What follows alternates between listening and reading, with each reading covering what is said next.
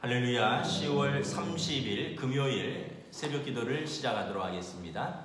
사도신경으로 우리의 신앙을 고백하시겠습니다. 나는 전능하신 아버지 하나님 천지의 창조주를 믿습니다. 나는 그의 유일하신 아들 우리 주 예수 그리스도를 믿습니다. 그는 성령으로 잉태되어 동정녀 마리아에게서 나시고 본디오 빌라도에게 고난을 받아 십자가에 못 박혀 죽으시고 장사된 지 사흘 만에 죽은 자 가운데서 다시 살아나셨으며 하늘에 오르시어 전능하신 아버지 하나님 우편에 앉아 계시다가 거기로부터 살아있는 자와 죽은 자를 심판하러 오십니다. 나는 성령을 믿으며 거룩한 공교회와 성도의 교제와 죄를 용서받는 것과 몸의 부활과 영생을 믿습니다. 아멘. 찬송가 315장 찬양하시겠습니다. 찬송가 315장입니다.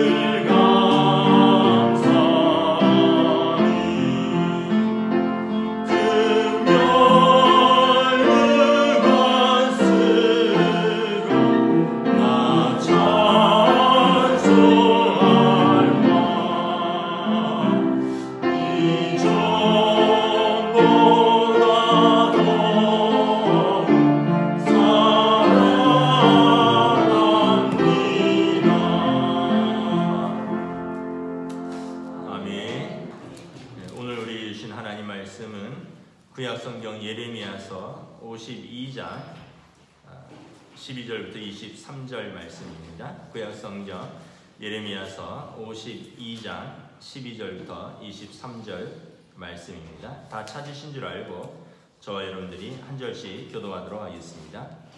바벨론의 느부갓네살 왕이 19째 해 5째 달 10째 날에 바빌론 왕의 어전 사령관 느부사라단이 예루살렘에 이르러 여호와의 성전과 왕궁을 불사르고 예루살렘의 모든 집과 고관들의 집까지 불살랐으며 사령관을 따르는 갈대아 사람의 모든 군대가 예루살렘 사면 성벽을 헐었더라. 사령관 느부사라단이 백성 중 가난한 자와 성 중에 남아있는 백성과 바벨론 왕에게 항복한 자와 무리의 남은 자를 사로잡아갔고 가난한 백성은 남겨두어 포도원을 관리하는 자와 농부가 되게 하였더라.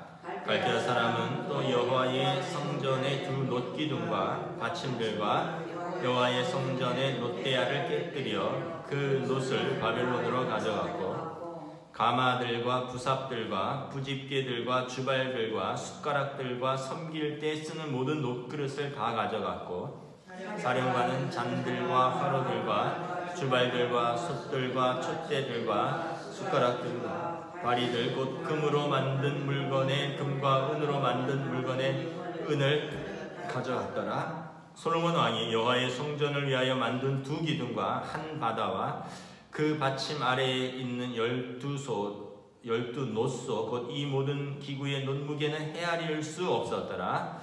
그 기둥은 한 기둥의 높이가 18규빗이요 그 둘레는 12규빗이며 그 속이 비었고 그 두께는 4손가락 두께이며 기둥 위에 놋머리가 있어 그 높이가 5규빗이요 머리 사면으로 돌아가며 꾸민 망사와 석류가 다 놋이며 또 다른 기둥에도 이런 모든 것과 석류가 있었더라. 그 사면에 있는 석류는 96개요 그 기둥에 둘린 그물 위에 있는 석류는 도합이 100개였더라.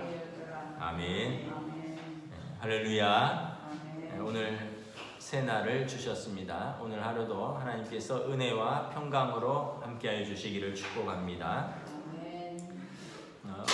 예레미야 52장은 마지막 장이죠. 유다의 멸망을 이제 보여주고 있습니다. 어제 그 시드기야 왕이 바벨론 왕을 배반하고 이집트와 동맹을 맺음으로써 바벨론 왕이 쳐들어와서 18개월 동안 예루살렘 성을 포위합니다.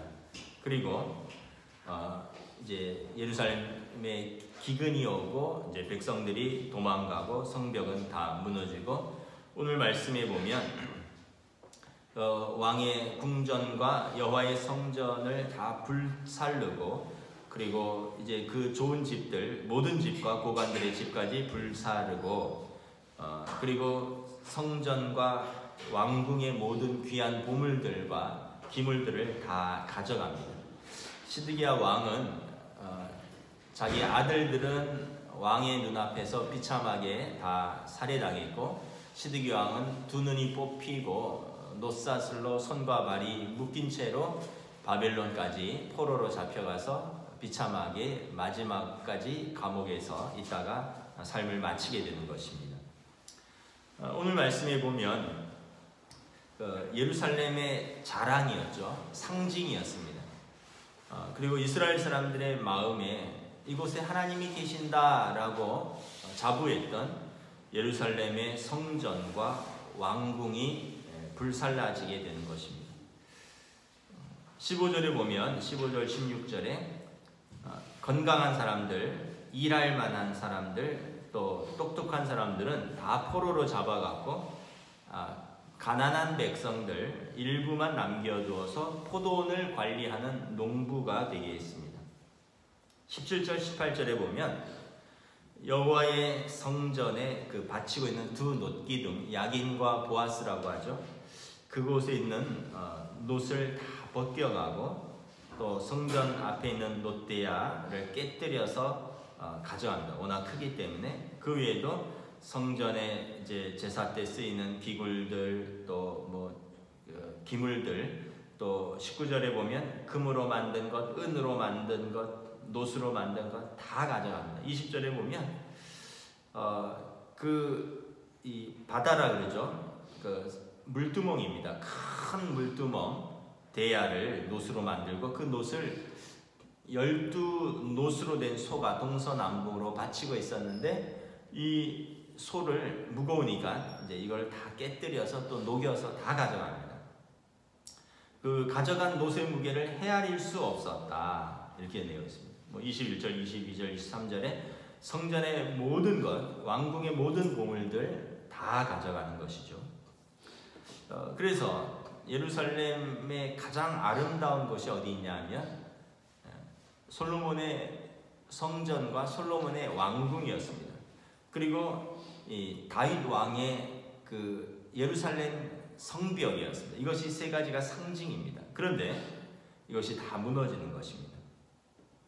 솔로몬의 성전은 이제 제1성전입니다. 유대 역사에 있어서 성전을 3번 크게 건축을 합니다. 제1성전은 솔로몬의 성전입니다.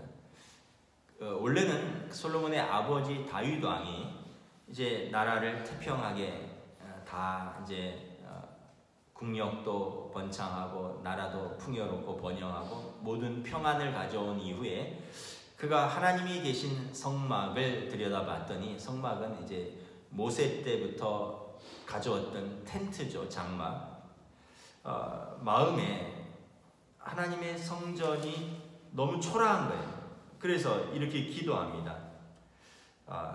내 집은 나는 백향목궁에 살거늘 하나님의 교회는 휘장 가운데 있거다. 그래서 내가 여호와의 집을 건축하리라. 그랬더니 하나님께서 다윗에게 말씀합니다. 내가 나를 위하여 집을 건축하겠느냐? 내가 오늘까지 장막에서 살았다고 해서 장막에 거하였다고 해서 내가 집이 없었다고 해서 내가 거할 곳이 없겠느냐? 내가 이스라엘 모든 곳에 내가 너희와 함께하여 하지 않았느냐? 그러면서 하나님께서 나를 위하여 백향목 집을 건축할 필요가 없다. 그러면서 내가 너를 위하여 집을 건축해 주겠다. 그래서 하나님께서 다윗 왕의 집을 세우겠다라고 약속을 하십니다. 이것이 사무엘하 7장의 다윗 언약입니다. 다윗 가문을 세워주겠다는 거죠. 집을 세운다는 것은 그 가문을 세우겠다는 것입니다. 내가 너희를 위하여 집을 건축할 것이요 나는 그의 나라 왕위를 영원히 견고하게 할 것이다. 그래서 다윗 왕은 하나님께서 다윗 왕의 집, 그 가문을 세워주겠다는 약속을 받지만 성전을 직접 건축하지는 못합니다. 왜냐하면 전쟁을 하면서 피를 너무 많이 흘렸기 때문에.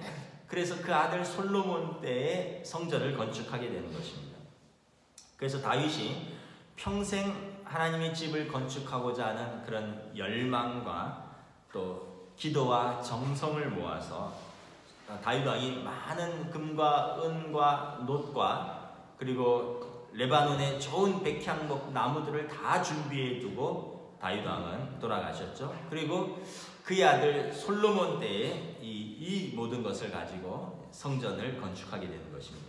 성경에 보면 솔로몬 왕이 성전을 건축하는데 무려 7년이 걸립니다. 그리고 자기 왕궁을 건축하는 데는 그 2배에 해당하는 13년이 걸립니다.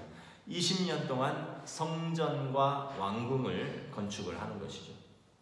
결국은 이제 이것 때문에 경제가 어려워졌습니다. 솔로몬 왕 아들 르호보암 때에 백성들이 20년 동안 너무나 많은 돈과 너무나 많은 인력과 너무나 많은 노동이 왕궁과 성전을 건축하는 데 들어가기 때문에 이제 그 때문에 다윗 왕조에 대한 반발이 생기고 여로보암이 이것을 가지고 르호보암에게 좀 백성을 편안하게 해달라고 건의를 했다가 르호보암 왕이 거절을 하니까 이스라엘의 10지파가 북이스라엘로 갈려지게 된 것입니다.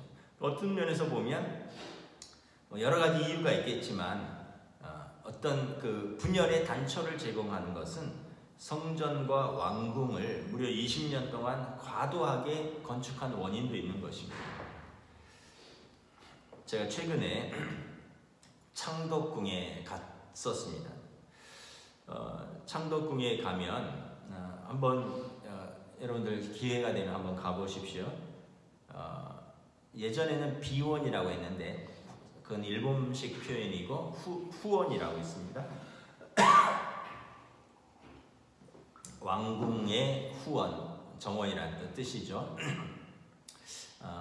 입장은 경로는 무료고요. 그런데 후원으로 들어가려면 돈을 한 2만 원 정도 내는 것으로 알고 있습니다. 그리고 그냥 가시면 안 되고 예약을 하고 가셔야 됩니다. 한 번에 100명씩만 들어갈 수 있는데 예약을 하고 가면 문화해설사가 80분 동안 왕궁과 뒤에 후원을 다 이렇게 자세하게 친절하게 설명을 해주십니다. 그래서 제가 알기로는 뭐 10시, 12시, 2시 이런 식으로 2시간 간격으로 100명씩 관광을 할 수 있고 80분 동안 할 수 있습니다. 제가 한번 물어봤습니다. 아니 창덕궁이 경복궁이 있는데 왜 창덕궁이 필요했을까요? 왜 궁전이 이렇게 2개나 있어요? 뭐 2개 말고도 있죠. 경희궁도 있고 독수궁도 있고. 그랬더니 이렇게 이야기를 하시더라고요. 임진왜란 때 선조 때 전쟁이 나니까 선조가 이제 궁궐을 버리고 제일 먼저 도망을 갔습니다. 명나라로 도망가다 보니까 저쪽이 뭐 구파발 통해서 뭐 저쪽 이렇게 북쪽으로 피난을 간 거죠. 왕이 수도를 버리고 궁궐을 버리고 도망가니까 남겨진 백성들이 화가 나서 경복궁에 불을 질러 버렸습니다. 이제 그러고 나서 왕이 돌아와서 불난 그 궁전에서 그 침몰을 할 수 없으니까 창덕궁, 경복궁에서 멀리 떨어지지 않았죠. 창덕궁을 이제 14만 평을 들여서 새로 조성을 한 것입니다.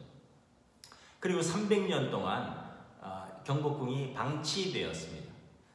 300년 동안 방치되면서 경복궁 인왕산 자락에 있으니까 거기 뭐 호랑이도 나오고 승냥이도 살고 여우도 살고 그리고 그 무너진 성벽들에 가난한 서민들이 집을 붙여서 또 판잣집을 짓고 살고 그래서 경복궁이 궁전으로서의 역할을 하지 못하고 아주 초라한 신세가 됐습니다. 다 무너지고. 근데 이제 고종 황제의 아버지 흥선대원군이죠. 흥선대원군이 왕권을 강화하기 위해서 경복궁을 300년 만에 중건해야 되겠다. 돈이 없으니까 이제 당백전을 발행합니다. 당백전을 발행하는데 그 당시에 쌀 250만 석에 해당하는 800만 양의 예산이 필요했습니다. 그래서 이제 이걸 2년 6개월 동안 경복궁을 준공한 것입니다. 여러분 그러면서 이제 인플레이션이 온 거죠. 물가 상승이 오고 이제 백성들의 삶이 어려워진 것입니다. 결국은 이제 그것 때문에 나라의 경제가 완전히 기울어 버리죠.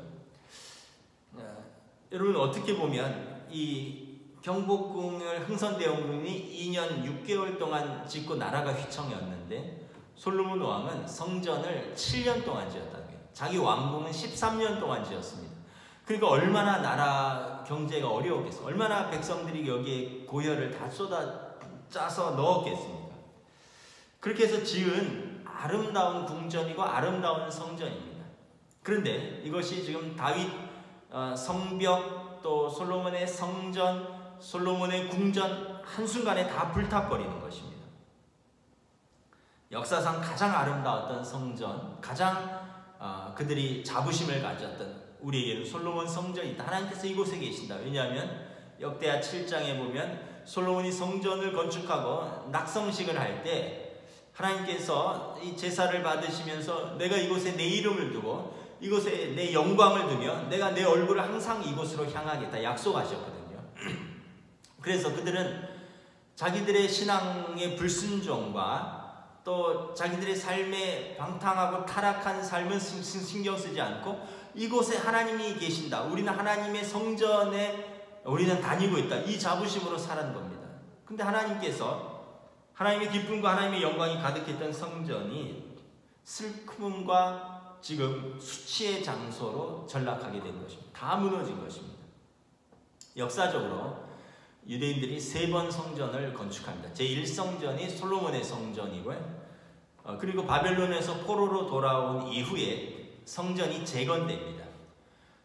느헤미야서에 보면 총독 느헤미야가 성벽을 50일 만에 재건합니다. 그리고 스룹바벨이 성전을 재건하는데 이것이 스룹바벨의 제2성전입니다. 제2성전은 솔로몬의 성전과 비교할 수 없이 초라한 성전인데 나무로 짓습니다. 그리고 BC 2세기 이제 예수님 오실 그 무렵에 헤롯 대왕이 성전을 중건합니다. 제2성전을 너무 초라하다고 생각해서 이것도 10년이 넘는 기간에 걸쳐서 성전을 준공해서 다시 또 엄청나게 아름다운 성전을 짓습니다.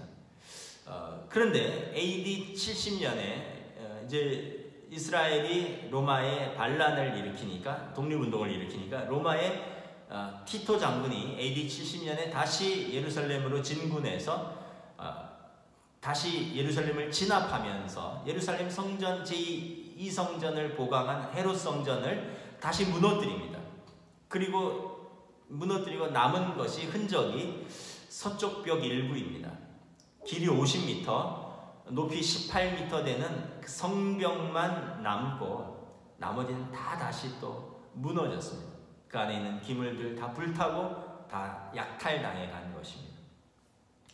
그래서 지금 남아있는 것이 제2성전의 유적의 일부죠. 통곡의 벽이 남아있다고 했습니다. 서쪽 벽입니다. 웨스트월이라고도 하고 통곡의 벽이라고도 하는데, 이곳에 유대인들이 가서 벽에 손을 짚고 울면서 기도합니다. 하나님은 애통하는 자와 함께 하신다. 이것을 기억하면서 그들이 그곳에 가서 애통하는 마음으로 기도합니다. 그리고 이 통곡의 벽의 벽돌 사이사이에 수많은 쪽지들이 끼어져 있습니다. 기도 제목을 끼워 놓는 거죠. 그러면서 그곳에 기도 제목을 끼워 놓고 기도하면서 우는 것입니다. 이것이 지금 통곡의 벽입니다. 저도 2000년에 신학대학원 졸업여행으로 예루살렘을 갔다가 통곡의 벽에서 저희도 교수님의 설명을 듣고 그곳에 기도 제목을 꼽아두고 이제 울면서 기도하고 왔습니다. 그 당시는 2000년이니까 제가 신대원 3학년 때고 이제 결혼한 지 얼마 되지 않아서 큰아들만 낳았을 때인데 뭐 그때는 뭐 큰 기도 제목은 없고 저희 가족을 위해서 기도하면서 우리 아들, 뭐 아내, 뭐 이렇게 부모님, 가족들 이름 써서 저도 이렇게 기도 제목을 그 통곡의 벽에 끼워 놓았습니다. 뭐 지금 없어졌는지는 모르겠지만 저도 통곡의 벽에 제 기도 제목을 놓고 기도했던 기억이 있습니다. 그렇게 지금 헤롯 대성전 1성전도 무너졌고 제2성전도 무너졌고 헤롯 대성전도 다 무너지고 벽 하나만 남은 것입니다. 우리가 역사가 주는 교훈은 뭐냐 하면 하나님의 영광이 떠난 성전에 슬픔과 수치밖에 없다라는 것입니다. 아까도 말씀드렸지만 이스라엘 사람들은 늘 자부심을 가졌습니다. 우리에게는 솔로몬 성전이 있다. 우리에게 예루살렘 성전이 있다. 하나님은 시온에 계신다. 하나님이 예루살렘 성전에 그 이름을 두셨고 그 영광을 두셨고 그곳에 얼굴을 향하신다. 하나님이 그곳에 계시니 우리는 안전하다. 그런데 그들의 삶은 어떠했습니까? 우상을 섬겼고 그들이 불순종했고 또 그들의 삶은 방탕했고 타락했고 오히려 이방인보다 못한 삶을 살았습니다. 우리는 하나님의 성전을 가지고 있다라는 것만 자부심이 있었지 성전에 합당한 신자의 삶을 살지 못한 것입니다. 여러분 오늘 이 시대에도 마찬가지입니다. 고린도서에 보면 우리 몸은 성전이라 그랬습니다. 성전에 제일 중요한 것이 무엇입니까? 성전 안에 성소와 지성소가 있습니다. 지성소 안에 무엇이 있습니까? 법궤가 있습니다. 하나님의 말씀이 있습니다. 성소 안에 무엇이 있습니까? 등대가 있습니다. 분향단이 있습니다. 떡상이 있습니다. 하나님의 말씀이 있고 성령의 빛이 조명하고 있으며 또 성도의 기도가 있습니다. 근데 여러분 이렇게 말씀과 기도와 성령 충만이 없으면 성도가 성도 될 수 없는 것입니다. 교회는 다니지만 그 몸이 방탕과 타락과 불순종과 불신앙만 있다면 성전을 출입을 해도 신자의 몸이 되지 못하는 것입니다. 성전이 되지 못하는 것입니다. 그래서 너희가 하나님의 성전을 더럽히면 성령이 떠나시리라. 성전이 더 이상 성전되지 못한다는 것입니다. 우리가 우리 몸으로 하나님께 온전히 예배하고 말씀을 담고 기도하는 삶을 살지 않으면 우리 몸은 성전이 될 수 없다는 것입니다. 그냥 육신의 몸뚱아리일 뿐인 것입니다. 하나님의 성령이 떠난 것이 되는 것입니다. 마치 예루살렘 성전에 하나님의 영광이 떠나서 수치와 눈물의 장소가 됐던 것처럼 우리도 우리의 삶이 온전한 예배와 하나님의 말씀과 기도의 삶으로 채워지지 않으면 우리 몸은 그냥 몸뚱아리가 될 것이고 하나님의 영광과 관계없는 몸이 되는 것입니다. 그러므로 거룩함과 순종이 없는 예배당에 하나님은 더 이상 계시지 아니하신다라는 것입니다. 역사적으로 유럽 교회와 미국 교회가 이렇게 풍요와 번영 속에서 그분들은 평생 3번만 교회 다니는 사람들이 많이 있습니다. 태어날 때 유아 세례 받으러 교회에 오고 부모에 의해서, 결혼할 때 그분들은 특별히 예식장이 없습니다. 교회에서 결혼을 하니까 결혼할 때 교회에 오고 돌아가실 때 장례 치르러 교회에 오고, 그래서 좀 비아냥거리는 걸로서로 그 사람들은 3번 교회에 오지만 신자 명부에 등록되어 있다 이런 표현을 씁니다. 좀 유럽 교회가 어떻게 됐습니까? 건물은 메인 스트릿에 고색 창연한 수백 년 된 아름다운 건물들이 있지만 실제적으로 교회의 생명력은 다 죽어가고 있습니다. 미국도 마찬가지입니다. 미국도 세계를 기도로 움직이는 나라였습니다. 세계에서 가장 많은 선교사를 파송하는 나라였습니다. 제가 다녔던 미국에서 파사디나 장로교회도 130년 역사에 시청 바로 옆에 메인 스트릿에 지어진 땅만 2에이커 되는 아름다운 교회 건물이었습니다. 한때 5,000명이 성도들이 예배드리던 교회인데 저희가 떠날 때는 200명이 채 되지 않는 노인들만 남아있는 힘없는 교회가 되고 말았습니다. 경제가 좋아지고 사람들이 시간이 많아지고 풍요로워지면서 캠핑 가고 산으로 바다로 놀러가고 해외로 놀러가고 이제 하나님 앞에 예배를 지키지 않는 것입니다. 그래서 나온 표현이 썬데이 크리스찬입니다. 교회 잠깐 주일날 와주는 겁니다. 처치 고라 그러는데 그냥 교회 댕기는 사람들입니다. 참된 신자의 삶을 많이 잊어버린 것입니다. 오늘 우리의 삶도 마찬가지입니다. 오늘 우리의 예배도 마찬가지입니다. 코로나 시대로 인해서 우리의 예배가 위협받고 있습니다. 이제 많은 사람들이 편리함을 찾고 있습니다. 교회 안 가도 되지 않느냐? 나 온라인으로 예배 드린다. 온라인으로 헌금 보낸다. 나 스마트폰으로 집에서 예배 드리겠다. 왜 굳이 번거롭게 귀찮게 먼데 더운데 추운데 와서 예배를 드리라 하느냐? 근데 여러분 성경에 보면 너희 몸을 하나님께 보이라 이렇게 되어 있습니다.